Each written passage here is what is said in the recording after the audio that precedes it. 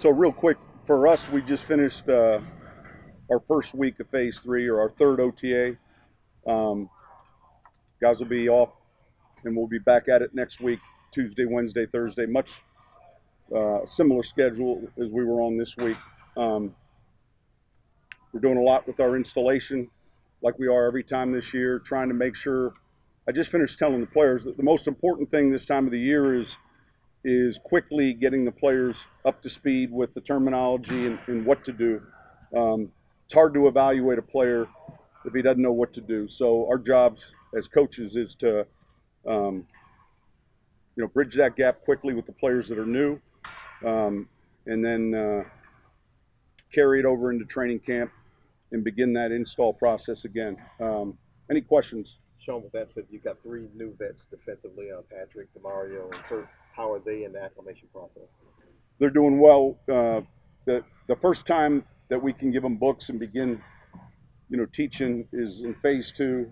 They're veteran players, so after you've been in this league a while, you begin to understand scheme and really there's 3 or 4 strains, if you will, of terminology, and so it's a little bit quicker for a veteran player than it would be for a rookie. But so far they're doing well. What do you look for from the rookies in the first week here? Well, they've had a week lifting, conditioning. They're behind, and we talked to them about it. They're behind, physically. A lot of them are just from the schedule they were on prior to the combine, and then mentally. So, it doesn't happen overnight, but you're looking for them to learn, the splits, to understand the coverages, to understand the calls, and to get in their playbooks and really dive into what we're doing. So far, this class, they have a lot that's going on. That they're doing football, but they're also with Fred McAfee each day. There's an element to our rookie program that might involve something outside the world of football. It might involve finance. There's a number of things. So we keep their schedule full and quickly get them up to speed. All that stuff with Fred is they don't do a symposium anymore, right? So yeah, it's kind of the in-house. Yeah, right. And so, there's a notebook of 20, 25 tabs, and it might deal everything from PEDs to recreational drugs to alcohol to domestic abuse to the Saints Hall of Fame to media. Those would all be a topic each day. Speaking of an adjustment period, Coach, obviously the new kickoff rules. How long do you anticipate the adjustment period for your guys to adjust to that? That's a good question. It's a great question. I think, look, we've spent time.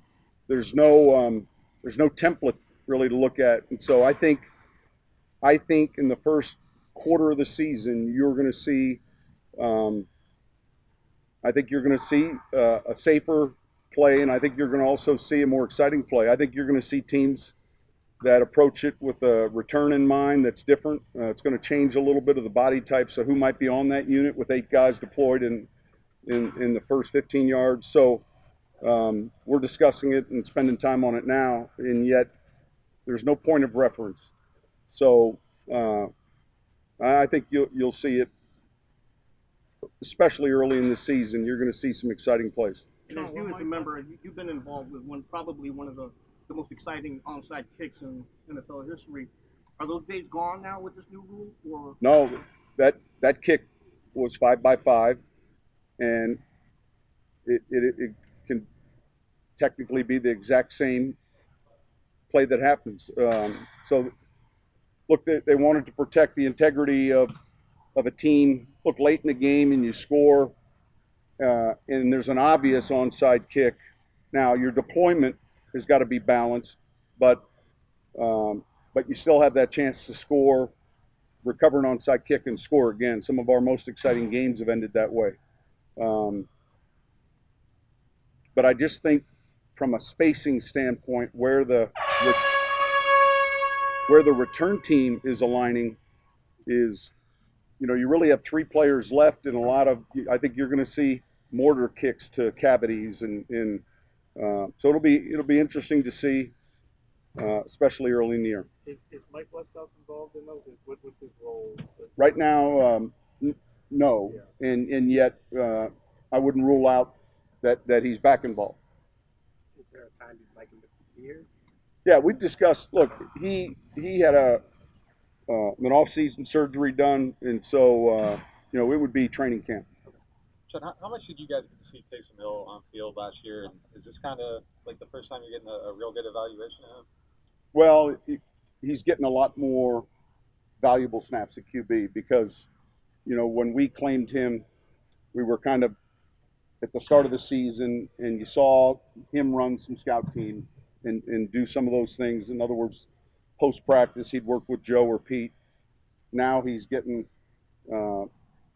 true snaps with the twos and getting a lot of work, and he's done real well. So he'll also get some special teams work. He's got some versatility. And you're number two with Alvin. How much more versatile and how much more exciting can you be out of the backfield as a pass receiver?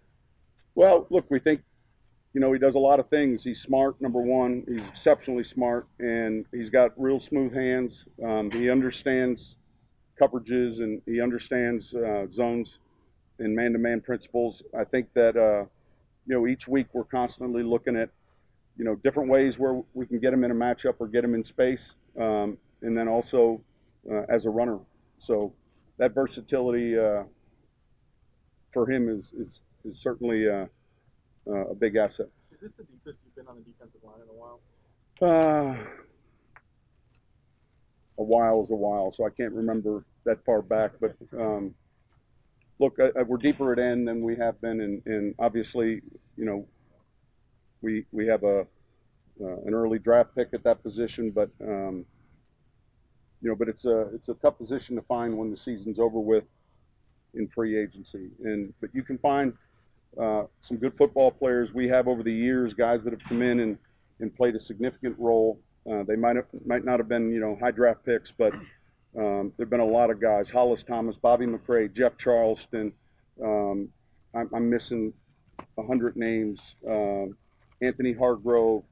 These are all guys that were good value signs for us that were important players. Remy Adele.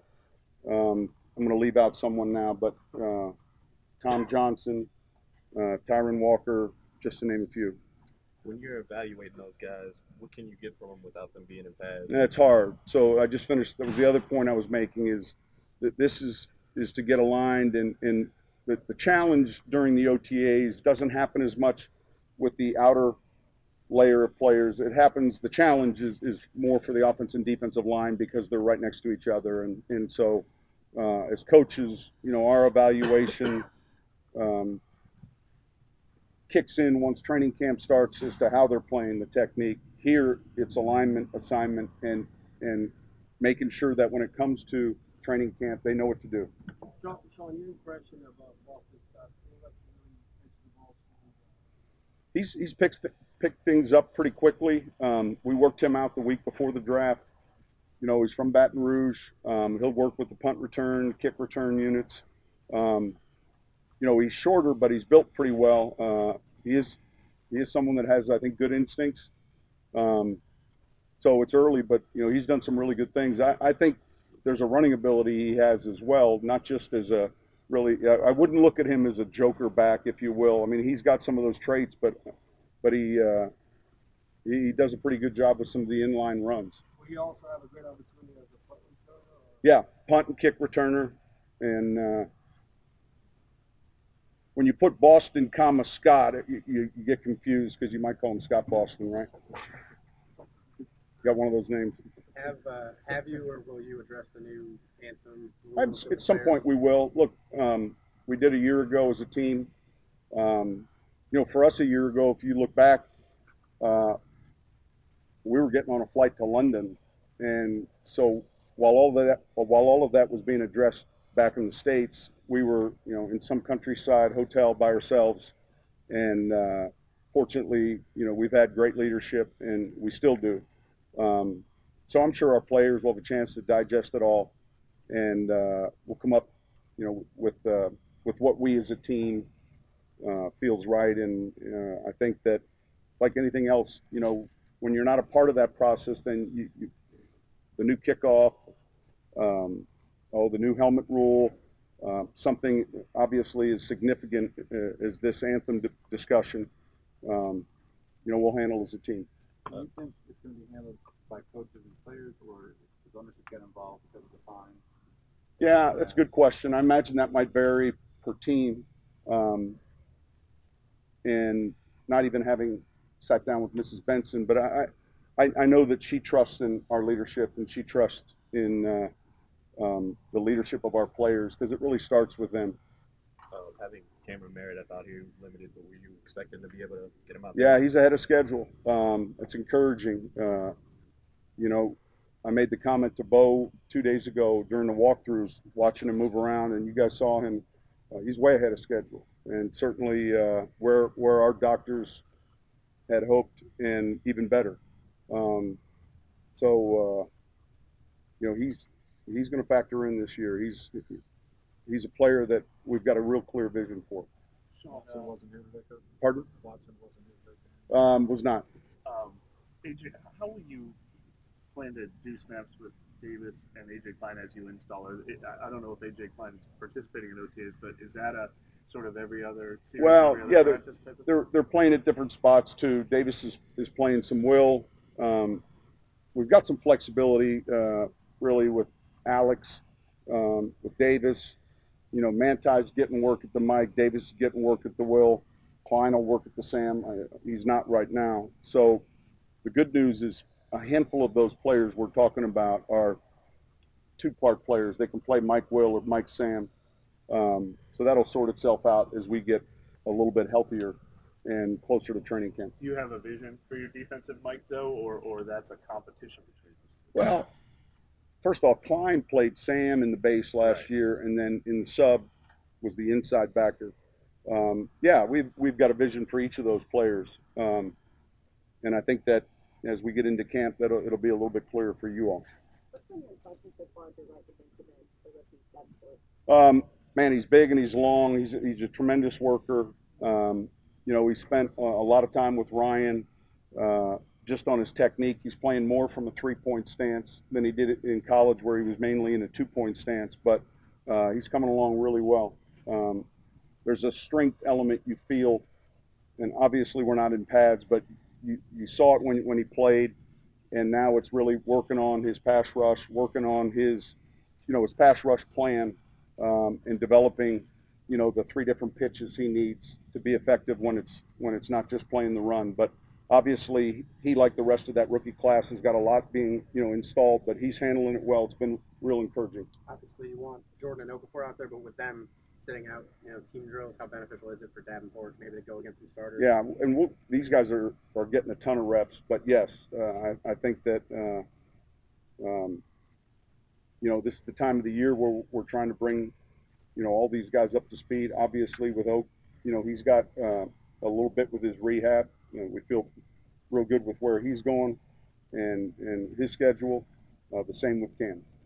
With Robinson, any new impressions that are maybe a departure from how you remember them?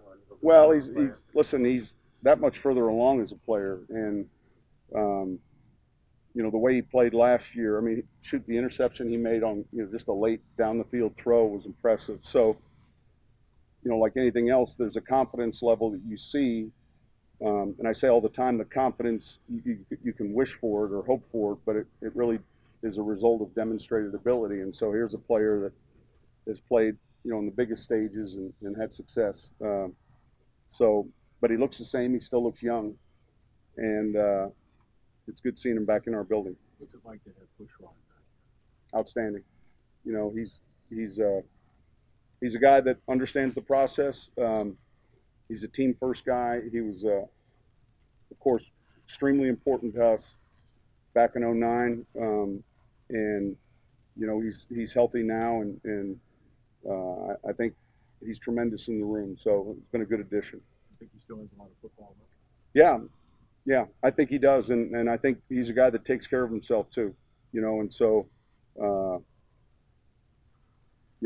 I think once we get started, we'll see him in training camp moving around, but he's a smart player and a real good teammate. And when the injuries eventually come, it's hard to hit everybody intact for 16 games. guy like that? How much confidence do you have knowing that you have a guy like that?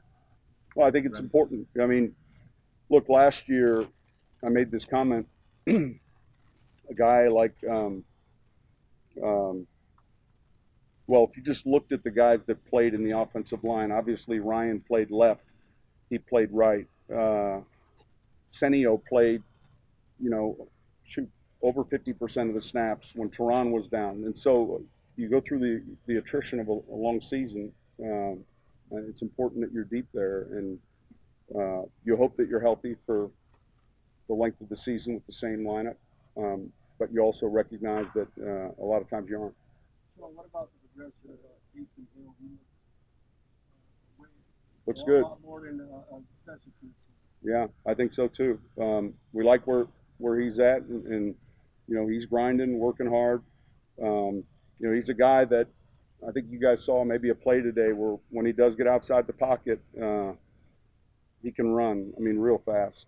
So that presents, you know, a new challenge for the defense. Tom Savage is doing well, and then look, J.T. Barrett was a real good addition for us. So we like that group right now, and they're working hard. But I think it helps Taysom now, second time through with the terminology. There's some similarities. There are a lot of similarities with what he knew in Green Bay, and yet there's some nuances that are different. But some of the spontaneous stuff that he can do, I think presents challenges for the defense.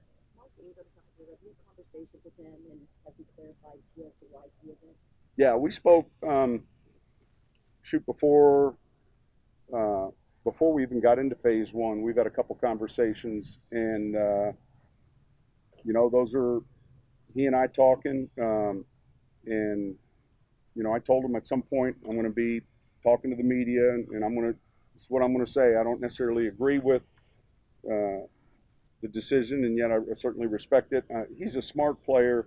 You know, the challenge is the loss of Ingram for the first 4 weeks. So he can come to training camp, participate, much like Willie Snead a year ago, in everything leading up until the last cut down date. And at that point, he's out of the building for a month. So, but that seems like a ways away right now. And but I do know that he's someone that knows what we're doing, and I'm sure is staying in shape. If he misses the mandatory minicamp, well, he just gets fined. He won't miss the mandatory minicamp. He's indicated that he'll be here for that. Okay. And then what was going on with Onyemata in that scrum out there? Good question. What did you see? I saw the end of it, and then I was thinking about jumping in between them, and then I want to know thought, about the beginning. look, it gets back to some of the challenges for the linemen, and you know, I grabbed them afterwards and made sure they understand, hey, we're here to improve, you know, our guys have done a good job. I thought practice was pretty good today. I thought the tempo was good. We had to come inside. Those guys in those film lifts don't really like being out there when the thunder and lightning come. So, but I thought the tempo was good, and you know, fortunately, we just cleaned that up and moved on. We've got enough guys that understand this process and understand what we're trying to accomplish. Can I ask? Yeah. How much have you coached, or will you continue to coach to forget about last year and turn the page? Is that something you did once, or will you have? I haven't even discussed it yet, because there's so many new players. I'm sure at training camp at some point we'll talk about, hey, here's where our goals are. You know, there's stages to that, but we haven't. There hasn't been a team meeting yet where I've discussed last season, for instance. It's you know, quickly into these OTAs. Once we get to training camp, there'll be more time, and you know, we'll kind of look at the early portion of the schedule. We'll talk about where we're at as a team. We'll talk about, look, I think there's enough veteran players that understand, you know, the fine line in our business between a groove and a rut, and it's really like this. And you know, we start off 0-2, you know, and then quickly bounce back with a couple wins, and then get on a little bit of a roll after the bye, and that's how our league is. And there's some close games that you look back on, you know, that could go one way or the other. But there's nothing promised the following season after success, and so look, handling, all of those things, handling the adversity just as importantly as handling the prosperity will be the message. Anything else? All right. Thank you. Thank you. It felt like an NFC championship game. Press conference. I mean, holy cow.